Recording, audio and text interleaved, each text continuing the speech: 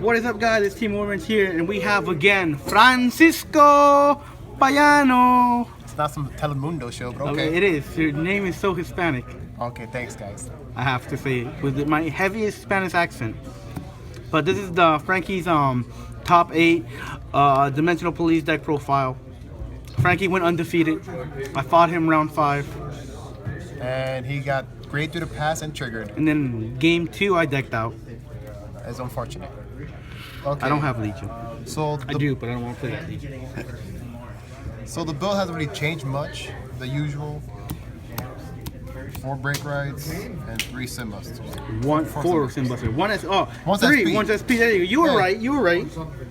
So we all know what that is. The only difference are the grade 2 lineups is these guys. My 4 10K vanillas, because as you know, Ripple is everywhere now. And you want to have the 10K booty for defense. And it helps because it tells Title Assault no. Yeah, it does say Title Assault no. Also, 4 mates, because you have to run the mates, because you don't want to miss Legion, and you want to make Simbuster's turn when he needs to be big. And blow up things that you don't like. 2 Digits, you know, because he's die Earth target, and he makes your Vanguard bigger, and 2 get taggers for die Earth. All right. Now, the new thing about this is I run 12 grade 2s now, because I want to rush early, because against Ripple, you want to rush back. You don't want them to push you around. I'm surprised you're rushing, because, you know, just so, because I don't know, usually I don't mind if, you know, if they're rushing me, I'm just going to go to grade 3, just I can't do anything about it. I don't know. It's just the way I've been playing it. I've been drawing a lot of grade 2s, so it means more power to kill off their Title Souls and those nasty little turtles. Yeah, I don't care about the turtle. You can't do anything about them. I can't do anything about turtle, but at least I can fight back. You know, I don't have to ride a grade 3 to do something. I just go on grade 2. Yeah. Also, with, you know, Laurel, having a lot of grade 2s means more power, and if even they're gonna guard the Vanguard. They have to. They're gonna guard the Vanguard. If they don't, even better. They say want to pass, I get a trigger, it's over. That's happened before. 4 lows always waiting for it to get hit. You know, waiting for that day. They said the same thing when Heavy Duke was announced, and I still draw 10 cards with Heavy Duke. I actually wouldn't mind if they hit it to 2. I'm fair with this. If they hit it to 1, sure, why not? But same here. If they hit it to 1, then that just opens up my grade 1 space. Or if they ratted it so you can't use it with strides, that's even better. Because I only use it for the grade 3. Yeah, you only use them with Simbuster. So Simbuster and the grade 2 rush. But yeah, if they hit this, I'm fine with it. He is kind of really overpowered, so. But it's not his fault. He came out set 4. He didn't know what his. Back then, rest 4 was the cost. Rest 4 was the cost, you know. We didn't have any draw triggers back from Deep Please days. We were stuck on Dayusha. Next, 4 perfect guards. No, we were stuck with Enigman. If you got the right chain off. But yeah, no, 4 PG.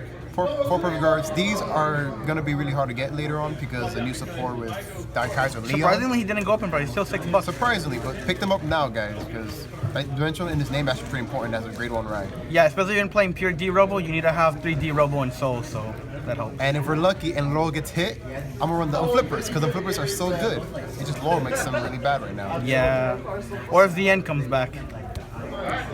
The end, I'm okay with the end because they pitch your cards, so it's like a cost right there. And then 4 stride fighters. This, I don't know how to explain this. You got to stride to win. Sorry, Daigo, but I like striding too.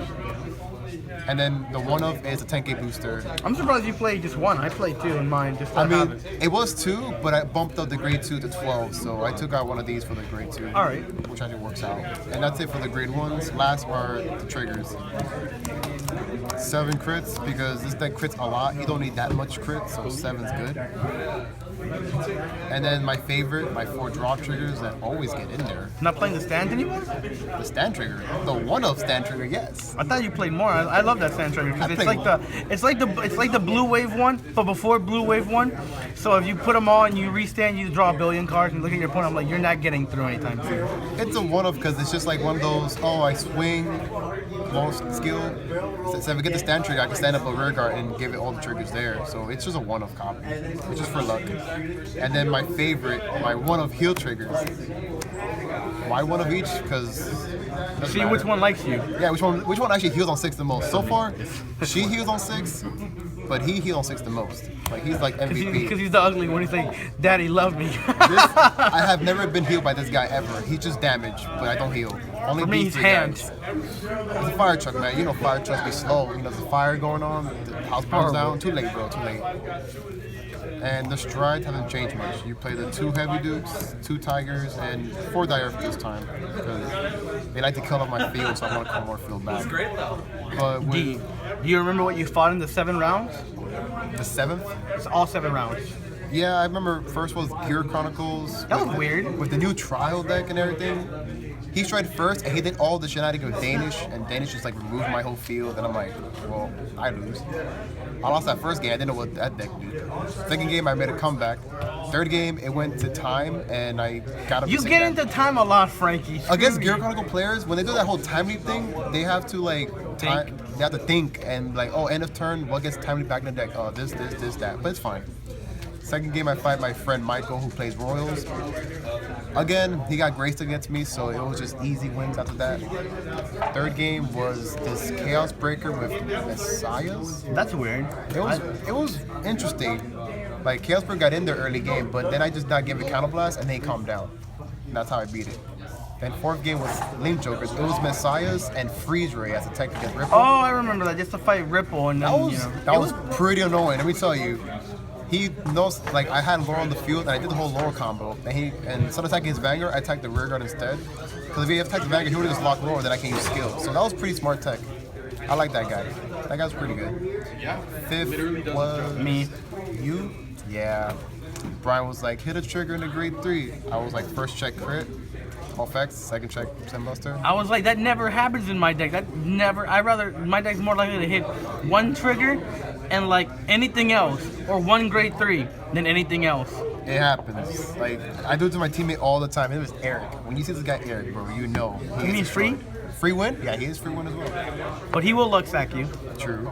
6 was another Gear Chronicle friend of mine. He played Great Nature last time I played him. We didn't have to like play the game because we were both undefeated, but he wanted revenge, and I wanted to play him again since he had a new deck. And you won. And I won, unfortunately. And then the round 7 was the famous Janice Lee, the Ripple Crit Girl. I thought you fought her in. Top 16. Top 16. That's top 16. No, round 7. No, round 7. Yeah, that was top it is. 16. No, but there was a round 7. I don't remember that then. I'm not sure. Because then it was top 8 afterwards. Yeah. Well, anyway, she was my last point that I remember. And she is legendary. She destroyed. Yeah, all she does is double crit everybody at 3 damage. Or what she did to our friend Ben. She called Turtle to call Turtle. Yeah, to call Ben also Turtle plays Ripple, to Ben. call Odysseus. You know, I was like, you're a god. if you're a Ripple player and you're not topping, you're doing a bad job. Right, Ben? All right, he walked away. But she's a pretty good player. I like her. And then pretty much everyone split a top 8. Everyone was starving and wanted to go home. Yeah, the reward was fine. Top 8 was 4 Ripples, 2 Dimension Police players. 1 Shadow, 1 Royal. 1 Shadow, 1 Royal. That was it. That was it. What were your MVP cards of the whole tournament? Like, what were the cards that won you most of the games? It was actually this guy. That 10K Vanilla, just it mattered. Yes, because when I got Booney rushed by 9Ks, I was like, I'm a 10K, sir. He's like, you're right. I can't hit you. Pass turn. I'm like, nice time. So he was a good change to the deck. Of course, him. These heal triggers got in there. And that's pretty much it. That's it? I'm just happy that Shadows calmed down a little bit. But I fought all of them. You fought all the Shadows? I fought like Shadows like for 4 rounds straight. Well then. Okay, so Shadows are still out there. Now Ripple's out there. All right. I fought them all. And because I fight him all the time, it's like eating an amazing diet for the longest time, and then you finally eat junk food for once. That's pretty much what it was. I just had an amazing diet fighting Shadows. And then when I fought everything else, oh my god, this is all junk food. What's going on here? Well, later on, at the end of January, we'll get Chaos Breaker and let's see how much that... It'll be there. It's gonna be really good. Once Chaos Breaker comes out, I'm gonna be playing more D-Robo because D-Robo doesn't care about Chaos Breaker because they have to always guard you. Plus, with Chaos Breaker, Laura might not get hit because Chaos Breaker just does this, lock it. Yeah. Like if they lock 2 cards on the field, which they will. Which they will. Because they have Photon, the Stride, and everything. They're gonna keep. Yes. They're always gonna keep 2 cards locked. Laura becomes so useless against Chaos So that's why D-Robo will be much better because I have a crit, I have a crit and break guard, I have a crit and break guard. It's just the same thing over and over again. They have to overguard you. They have to. And Chaos Breaker has so much utility. They can unflip, soul charge now on their own. It's like wow. But that's enough for the Chaos Breaker. So we'll talk about the next video. So alright guys, Team Woodman's here. This is Francisco Payanos deck profile. Peace, guys. Team over, sign off.